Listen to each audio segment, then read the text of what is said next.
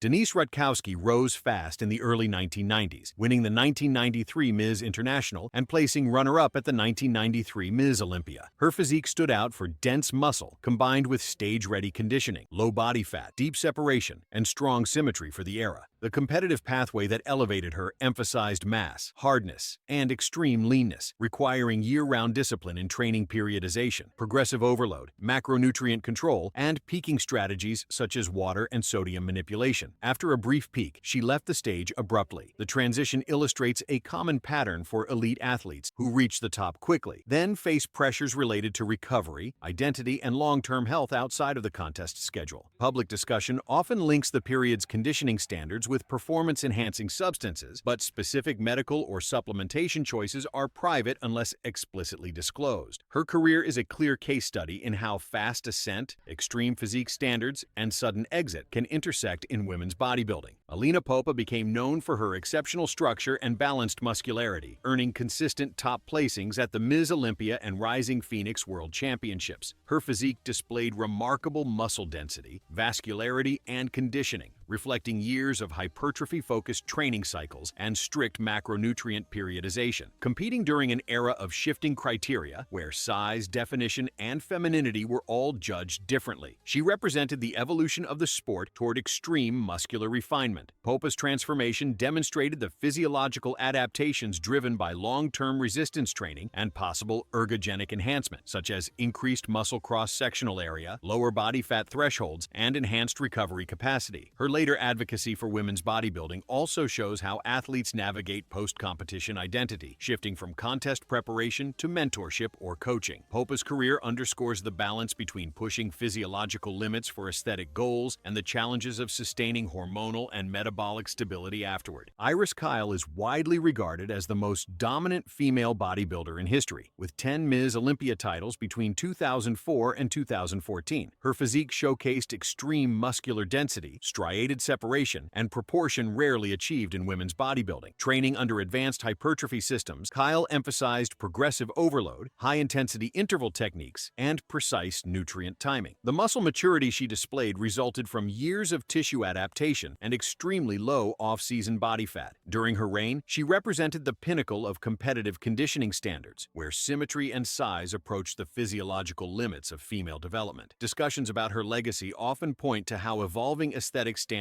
pushed competitors toward ever greater mass, frequently coinciding with the era's widespread reliance on anabolic enhancement to maintain recovery and growth beyond natural thresholds. Kyle's career demonstrates the physiological ceiling of the sport, how the pursuit of absolute muscular perfection can test both biological and competitive sustainability. Yolanda Hughes emerged as one of the most technically precise female bodybuilders of the 1990s, known for her dense back musculature and balanced lower body development. A two-time Ms. International winner, she represented the height of professionalism during a period when the women's division was transitioning toward heavier, more defined physiques. Hughes combined strength-based periodization, heavy compound lifts, high-volume hypertrophy sets, and contest phase depletion cycles, with meticulous posing and presentation, making her one of the sport's most complete athletes. Her physical evolution reflected the growing intensity of the competitive landscape, where size and hardness increasingly dominated scoring criteria. Like many in that generation, her extreme conditioning drew speculation about enhanced androgenic influences that contributed to muscle density and strength retention during calorie restriction. Hughes retired in her prime, demonstrating both the capability and the cost of maintaining extreme muscle mass and definition over consecutive contest seasons. Lenda Murray redefined women's bodybuilding in the early 1990s with an unprecedented blend of symmetry, muscle fullness, and stage presence. She won 8 Ms. Olympia titles, bridging the aesthetic era of Corey Everson with the more extreme muscularity that later dominated the sport. Her physique was characterized by round deltoids, sweeping quads, and a small waist, traits achieved through precise hypertrophy programming and contest phase conditioning. Murray's long reign coincided with a period when the industry began rewarding increasing mass and striations, creating mounting pressure for athletes to chase new physical limits. Her transformation across competitive seasons showed the cumulative effects of continuous training stress, low body fat maintenance, and recovery manipulation. Although she maintained a more balanced look than later champions, her career illustrates how women's bodybuilding gradually shifted toward physiology previously unseen in female competition.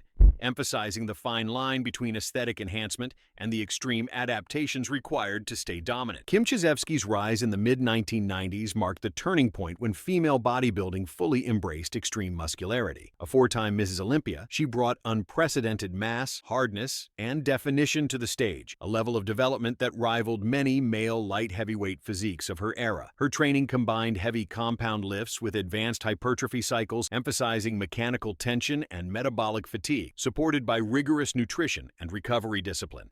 Each contest season demanded lower body fat percentages and sharper conditioning, pushing the boundaries of what female athletes could physically sustain. Chizevsky's success reshaped judging standards, rewarding dense musculature over classical proportion. That same evolution made the division controversial, as the pursuit of maximal growth led to discussions about long-term hormonal, cardiovascular, and reproductive strain. When she retired and transitioned into fitness competition, it highlighted how extreme contest preparation could permanently alter physiology and career trajectory within the sport. Colette Nelson became a standout figure in women's bodybuilding and later in women's physique, known for her extreme conditioning, dense musculature, and medical background as a certified diabetes educator. Her detailed understanding of endocrinology and metabolic regulation influenced her approach to training and nutrition, emphasizing insulin sensitivity, glycogen manipulation, and recovery optimization. Nelson's physique displayed deep muscular striations and vascularity, traits resulting from both advanced hypertrophy programming and contest phase depletion protocols involving precise water and sodium control. Over time, her appearance reflected the physiological costs of maintaining sub-10% body fat and large-scale muscle retention, conditions that placed continuous stress on the body's hormonal balance. Nelson also became a spokesperson for safer education within the sport, speaking openly about the realities of enhancement culture. Her career illustrates the intersection between scientific understanding and the physical toll exacted by maintaining elite stage-level muscular development year after year. Nicole Bass was one of the largest and most physically imposing female bodybuilders of all time, standing over 6 feet tall and weighing more than 200 pounds in competition shape. Her career peaked in the mid-1990s, during bodybuilding's most mass-focused era. Trained under high-volume, heavy-resistance regimens, Bass developed extraordinary upper body density, thick deltoids, arms, and back musculature rarely seen among female athletes. Her look pushed the boundaries of femininity in bodybuilding and sparked intense public debate about the direction of the sport. The physical size and conditioning she achieved demonstrated how far muscular hypertrophy could be taken when training intensity and recovery were maximized through advanced supplementation. After bodybuilding, she transitioned into professional wrestling, where her strength and physique became her defining features. Bass's career symbolizes the extreme end of the muscle development spectrum, where the pursuit of unprecedented size overshadowed aesthetic balance and ultimately took a visible toll on long-term health and appearance. Debbie Leshevsky became known for her incredibly detailed conditioning, displaying deep muscle separation and symmetry that made her one of the top Ms. Olympia contenders of the 2000s. Her physique combined large, rounded muscle bellies with razor-sharp leanness, achieved through advanced periodized training, carbohydrate cycling, and high-intensity resistance programming. Leshevsky's contest preparation often pushed the limits of recovery, as maintaining such extreme muscular density with minimal fat reserves places continuous stress on metabolic and endocrine systems. Throughout her career, she embodied the peak of the modern female bodybuilding era, where athletes were rewarded for achieving the impossible balance between massive muscle development and aesthetic flow. Her evolution from fitness competitions to open bodybuilding showed how escalating competitive standards led many women toward more aggressive enhancement strategies to remain competitive. Leshevsky's transformation stands as one of the clearest examples of how long-term pursuit of elite conditioning can fundamentally reshape physiology and longevity in the sport. Anja Langer represented one of the last eras in women's bodybuilding where aesthetics, proportion, and classic symmetry outweighed sheer mass. Competing in the late 1980s, she quickly gained recognition for her balanced, sculpted physique, broad shoulders, defined yet feminine musculature, and exceptional posing precision. Langer trained with high-repetition isolation work, emphasizing control, muscle-mind connection, and visual presentation rather than absolute size. Her contest preparation included moderate caloric restriction and endurance-based conditioning to maintain a streamlined look, typical of the pre-1990s aesthetic standard. As judging criteria shifted toward greater muscle volume and hardness, her style became less competitive against the newer generation emphasizing density and definition. Though her physique remained among the most admired for balance and symmetry, Langer's career illustrates the turning point when women's bodybuilding transitioned from artistry to extreme muscular development, marking the divergence between classical proportion and the emerging towering mass monster female archetype. Lisa Auckland was celebrated for her immense strength, thick muscle density, and ability to maintain elite conditioning deep into her 40s, something few athletes have replicated. A pharmacist by profession, she approached bodybuilding with a scientific precision that guided her training and nutrition cycles. Her competition prep focused on glycogen depletion, water manipulation, and precise macronutrient timing to achieve her signature grainy muscle texture. Auckland's physique symbolized the late 2000s standard, dense, vascular, and aggressively lean, where every muscle fiber was visible. Maintaining such development demanded years of progressive overload and advanced recovery protocols that tested physiological limits, particularly in hormone regulation and cardiovascular strain. Her muscular size rivaled that of male light heavyweight competitors, emphasizing how the sport's criteria had evolved. Auckland's long competitive career demonstrates both the benefits of technical mastery and the physical cost of sustaining maximal muscle mass and extreme leanness over decades of competition. Rita West became known for her immense size and raw power, bridging the worlds of bodybuilding and powerlifting. Her physique displayed extreme muscular density and vascularity, particularly in her arms, shoulders, and traps, characteristics that came from years of progressive overload training focused on compound strength movements. West represented a generation of athletes who blurred the line between bodybuilding aesthetics and pure strength pursuit. Her body composition reflected the adaptive changes associated with long-term anabolic exposure, accelerated muscle hypertrophy, increased recovery capacity, and alterations in tissue density. The resulting look was powerful, but also marked by the physical side effects typical of chronic hormonal manipulation, including voice deepening, facial structure changes, and fluid retention. Despite the toll, she remained a prominent figure in strength sports for her discipline and intensity. West's story shows how the physiological demands of sustaining elite muscle mass can permanently reshape the body beyond its natural equilibrium. Bev Francis is often called the pioneer of extreme female muscularity. Originally a world-class powerlifter from Australia, she transitioned into bodybuilding in the 1980s and shocked audiences with unprecedented size and strength for a woman. Her physique, dense, blocky, and heavily muscled, challenged traditional standards of femininity in the sport. Early on, she struggled to place well due to her mass, but as judging trends shifted toward rewarding greater muscular development,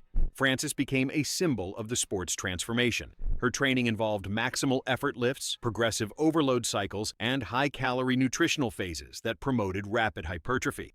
Over time, her body reflected the profound effects of years spent pushing androgenic limits in pursuit of peak performance. Though she later retired and became a respected gym owner and coach, Francis's career remains the definitive example of how female bodybuilding evolved from aesthetic balance to extreme muscular power, altering public perception of the sport forever. Heather Foster was recognized for her exceptional muscle quality and posing artistry, standing out as one of the most complete competitors of the early 2000s. Her physique combined sculpted muscle bellies with sharp conditioning, achieved through meticulous resistance programming, low-rep power movements, and intense pre-contest depletion phases. Foster's ability to maintain size while achieving near-zero visible body fat reflected years of structured hypertrophy adaptation, glycogen manipulation, and strict macronutrient cycling. The result was a stage look of deep separations, vascular limbs, and striated muscle maturity that defined the modern muscular female aesthetic. Like many in that competitive generation, sustaining that standard season after season carried physiological consequences: chronic fatigue, hormonal suppression, and tissue inflammation. Foster's evolution illustrates the technical perfection required to maintain peak condition and the toll of constant physical optimization, where the body becomes both an art form and a physiological experiment in endurance, balance, and adaptation. Helle Trevino, born in Denmark, became one of the most powerful and conditioned female bodybuilders of the 2010s and 2020s. Her physique was characterized by extreme muscle density, deep striations, and full round proportions that rivaled the best in the sport's history. Trevino followed high-intensity hypertrophy programs, combining compound lifts, isolation supersets, and controlled tempo work to maintain symmetrical growth. Her contest conditioning involved tight caloric cycling, dehydration control, and glycogen management to achieve a granite-like appearance on stage. The result was a body that represented the modern pinnacle of female muscular development, an achievement that demanded years of adaptation and continuous recovery strain. Her look drew comparisons to the peak of Iris Kyle's dominance, symbolizing how how far the female form could be pushed under performance-driven demands. Trevino's career reflects the physical price of sustaining maximum mass, showing how the human body adapts and strains under relentless aesthetic expectation.